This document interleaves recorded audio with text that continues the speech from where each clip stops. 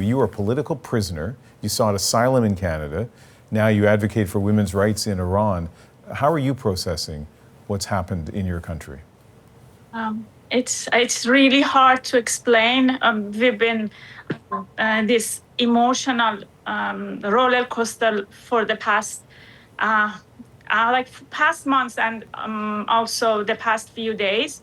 We are worried for our family members, for the people inside Iran. At the same time, some of the news that came out, we were excited and we are happy.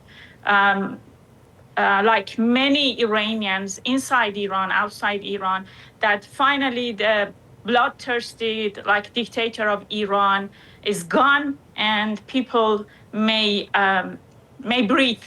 The world is a better place now without one of the most dangerous and evil person in the world. But at the same time, we are worried that it gets worse than this. Yeah, quite understandable concern. Kaveh, you've dedicated much of your life to pushing for regime change, including through the organization you helped found, the Iranian Justice Collective. Do you think this is the moment that could lead to not just a leadership change, but a meaningful leadership change? Good to be with you. I think it's probably the best chance we've had in 47 years. All the elements are now in place. The international community is paying attention. Iranian people have shown that they don't want this regime anymore. They're not interested in reforming it. They want to overthrow it.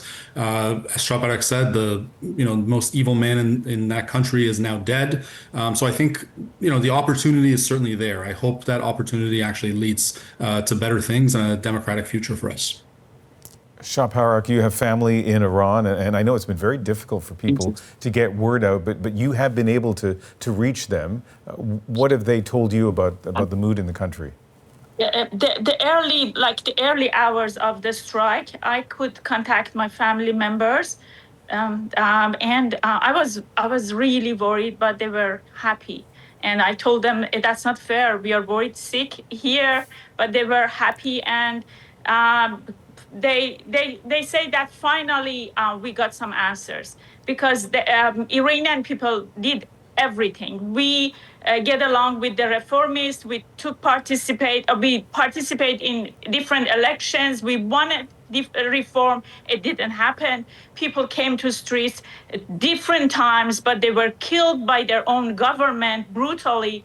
And the past few months, the news coming from Iran, it's just shocking, unbelievable. That's why they've been waiting for the world to help us. And people inside Iran, they are happy. And even before the news of the Khamenei's death, they were out celebrating because they see it as an opportunity toward freedom and democracy. My family members and friends were happy, but since Saturday morning, I couldn't get in touch with them like many others. There's no way we can connect them right now. Yeah, we have about 90 seconds left, Kaveh. What about you? Have you been able to be in touch with family back home? I've tried, but unfortunately, I haven't been able to get through. Either the internet is cut or it's severely limited.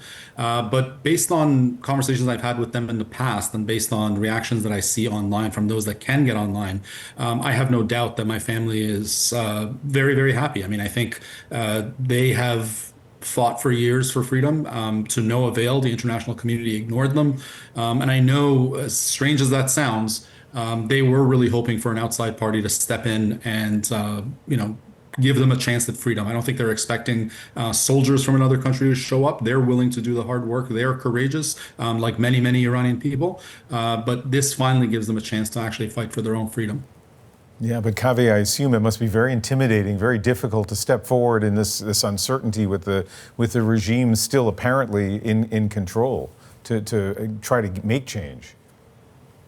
Oh, absolutely. I mean, this is a regime that has never shown any hesitation to spill blood, as we just saw. The entire international community saw how ruthless they are, and I'm sure that they will spill even more blood to hang on to power. But Iranians have been exemplary in their courage. They have, fought bravely because they know what they want and they know what they reject. They reject theocracy, they reject dictatorship, and they want a better life for themselves, for their children, and for the international community. Kaveh Sharooz and Shaparak Shajarizadeh, thank you both very much for speaking with us. Thank you.